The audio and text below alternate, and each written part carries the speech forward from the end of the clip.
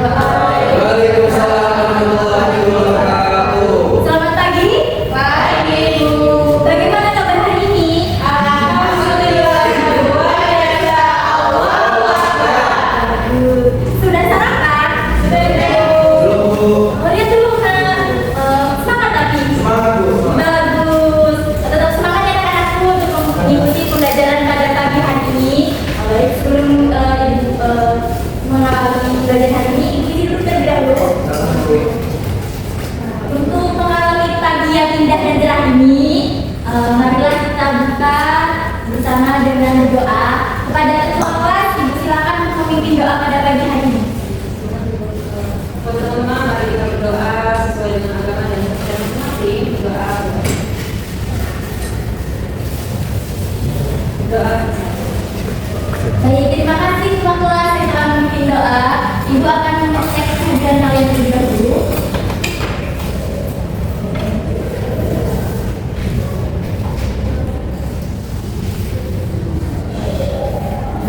Alivia, Ibu Rahma Sanda. Lihatlah Ibu Rizka Sukma. Baik, lengkap semua ya anak. Pada pertemuan minggu lalu kita telah membahas satu materi yang cukup penting. Apakah anak-anak ada yang ingat apa materi minggu lalu yang telah kita bahas? Baik, Alivia apa nak? Teks puisi, ya benar. Lebih lengkapnya ada yang ingin menambahkan? Ya Rahma? Jadi, mau dijual secara pada tentang ekspresi yang bukan maksudnya itu intensif dan juga ekstensif. Bagus. Wah, anak-anak ibu ini sangat-sangat memahami materi minggu lalu ya. Nah, kali ini kita akan membahas satu materi lagi yang cukup penting juga dan berkaitan dengan sastra, yaitu teks drama. Nah, anak-anak, ibu mohon anak-anak persiapkan alat tulisnya, ya. Terus buku teksnya juga harus dibuka pada bab 5 halaman 127 mengenai drama. Nah, itu akan menyiapkan sambil dia presentasi untuk dijelaskan pada pagi hari ini.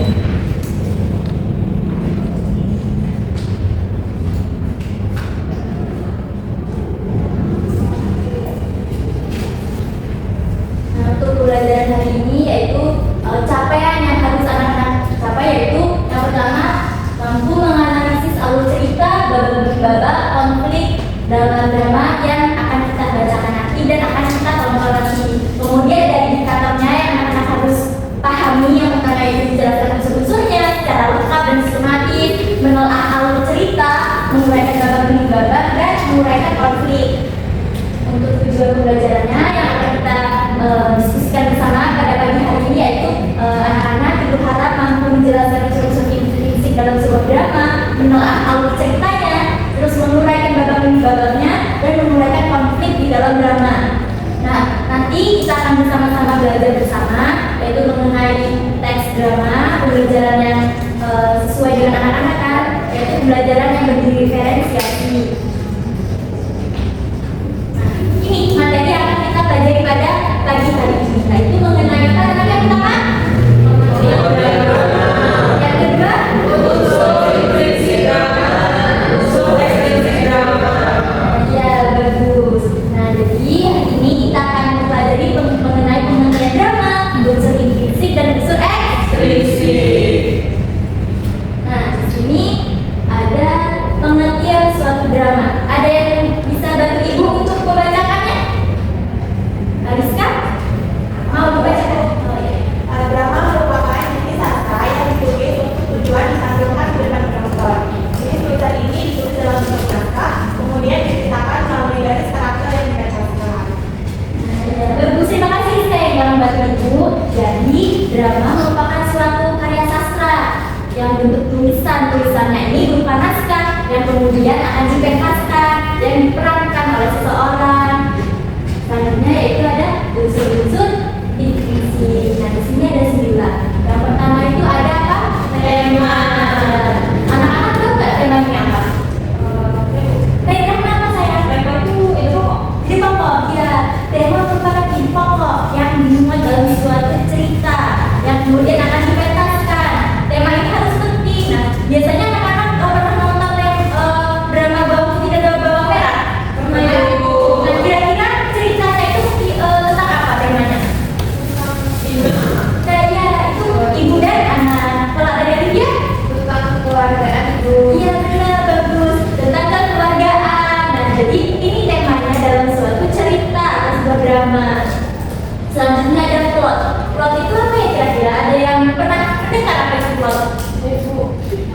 Ya, apa Livia? Waktu itu kalau tidak salah alur ya Bu? Bagus Olivia. Jadi vlog itu merupakan sebuah alur cerita perjalanan suatu cerita. Kemudian ada tokoh dan penokohan. Apa bedanya kedua hal ini antara tokoh dan penokohan? Iya. Kalau tokoh itu, kalau Ya. tokoh itu karakternya. Ya bagus. Jadi yang namanya tokoh itu pemerannya, sedangkan penokohan itu karakternya. Nah biasanya kan bawang putih dan bawang merah. Nah tokohnya itu siapa saja? Bawang putih, terus bawang merah, kemudian kiri. Nah ya. Terus kalau karakter dari bawang putihnya bagaimana?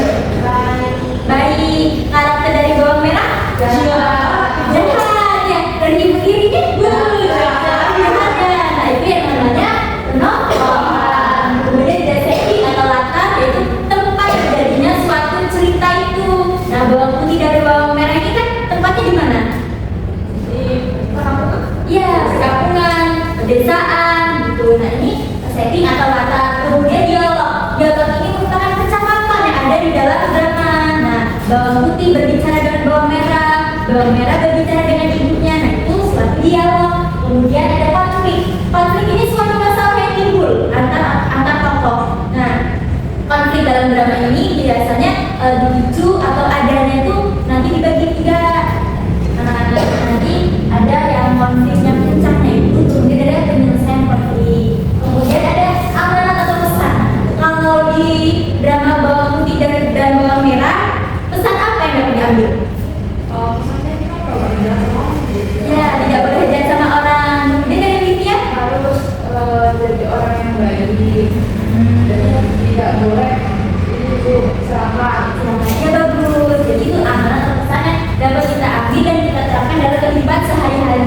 Kemudian ada babak. Babak merupakan suatu rangkaian adegan seperti bawang putih menyatu, bawang putih mengepel. Ini yang namanya babak. Selanjutnya ada unsur ekstrinsik sebuah drama. Berarti ada sutradara. Sutradara ini yang mengatur jalannya suatu cerita. Biasanya kalau anak-anak pernah nonton di film-film, ada ini sutradara yang cut gitu, action. Nah ini yang namanya sutradara. Kemudian pemain atau aktor. Nah, dari anak-anak ada pemain yang disukai. Saya Bu, Ya, ini apa? saya suka sama Bu. Oh, suka songkan. Nah, ya ini yang namanya pemain atau aktor. Yang dikatakan Olivia sukanya songkan. Kemudian ada panggung. Nah, sebuah pertunjukan drama ini biasanya ada panggung. Nah, untuk membedakan kita antara kita pemeran dan penonton. Kemudian ada properti, merupakan alat-alat bantu untuk mendukung suatu cerita seperti sapu. Kemudian ada kalau kita lagi ada di taman, kan ada bunga-bunga. Nah, itu yang dinamakan properti. Ada kostum dan rias. Kostum ini pakaian kita yang digunakan untuk memainkan sebuah lakon atau aktor gitu. Terus rias, ini riasan kita. Nanti kita yang muda bisa dirias menjadi tua. Nah itu penting dalam suatu unsur-unsur ekstrinsik drama. Dan yang kita terakhir itu pencahayaan dan suara. Nah itu tadi penjelasan Ibu mengenai pengertian drama, unsur ekstrinsik dan unsur intrinsik sebuah drama. Dari anak-anak ada yang ingin ditanyakan atau yang belum paham? Baiknya apa? Saya ingin bertanya Bu, kalau di unsur ekstrinsik itu kalau misalnya tidak ada pencahayaan dari suara itu bagaimana ya? Pertanyaan bagus ya Livia.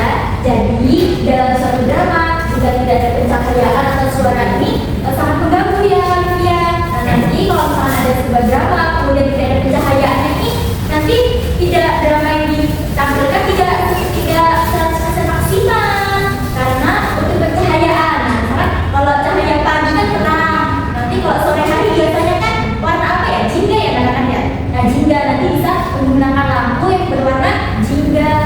Nah kemudian kalau suara, mikrofon ini sangat penting anak-anak untuk kita bermain suatu drama. Nah ketika kita bersuara atau bernyanyi, nah agar suara kita terdengar oleh penonton yang ada di ujung sana. Dari anak-anak ada yang ingin ditanyakan kembali? Baik. Nah itu tadi menyampaikan dari Ibu mengenai pengertian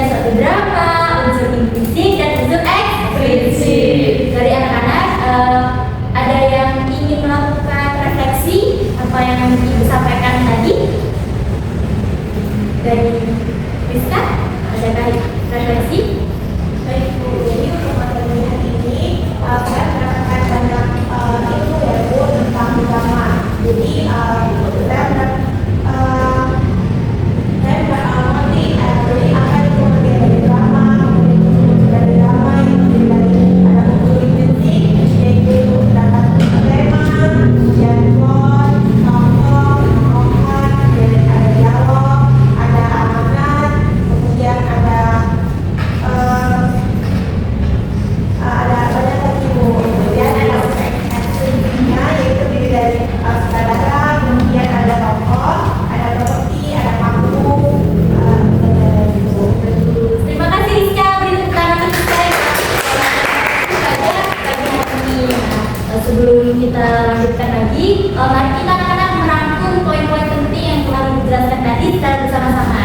Nah, untuk drama merupakan sebuah cerita yang ditulis, kemudian ditampilkan atau dipentaskan. Bagus. Kemudian ada unsur-unsur intrinsik sebuah drama, ada 9 tadi ya. Apa aja? Sebutkan benar ya. Yang pertama, tema. Yang kedua, yang ketiga, keempat, kelima, yang keenam, dialog, yang ketujuh, konflik, yang kedelapan, amanat atau pesan, yang kesembilan. Kalau unsur ekstrinsiknya ada apa saja? Yang pertama, yang kedua, pemain atau aktor, yang ketiga, panggung, yang keempat, yang kelima, kostum berhias, yang keenam, ada suara. Itulah tadi penyampaian materi Ibu mengenai pengertian drama, unsur intrinsik dan unsur ekstrinsik. Nah, untuk meningkatkan pemahaman anak-anak, Ibu berikan tugas di buku teks, yaitu pada buku teks halaman 137. Di situ ada sebuah teks drama atau naskah drama. Silakan analisis berdasarkan unsur-unsurnya, dikumpulkan pada pertemuan yang akan datang. Itu saja tugasnya. Ada yang ingin ditanyakan dengan tugas? Cukup. Baik, untuk pertemuan yang akan datang kita akan membahas mengenai langkah-langkah melakukan pertunjukan drama.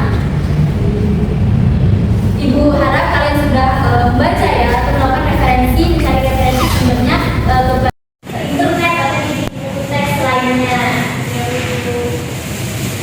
Nah, untuk menutup pembelajaran pada pagi hari ini, mari kita berdoa kepada Tuhan. Silakan memimpin doa.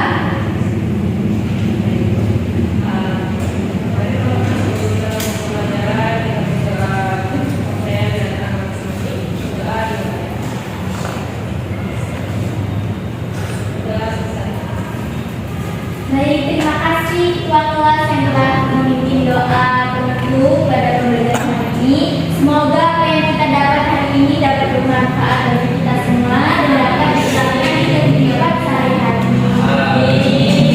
Ibu akhiri, wassalamualaikum warahmatullahi wabarakatuh. Waalaikumsalam warahmatullahi wabarakatuh.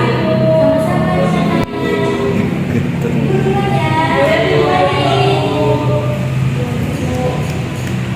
Assalamualaikum warahmatullahi wabarakatuh. Perkenalkan, nama saya Alivia Desinur Aini dengan NPM 2213041075. Di sini saya sebagai observer lisan dari keterampilan membuka dan menutup pelajaran yang sudah dilaksanakan oleh Dila Biladi Solihah. Jadi di sini tadi Dila Biladi sudah melakukan keterampilan membuka dan menutup dengan bagus. Saat dia menarik perhatian siswa juga sudah bagus.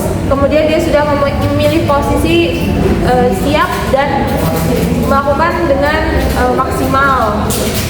Kemudian dia sudah melaksanakan pembelajaran dengan menggunakan alat atau media-media yang tersedia seperti proyektor atau LCD. Kemudian kehangatan juga sudah dilaksanakan oleh Dila. Jadi yang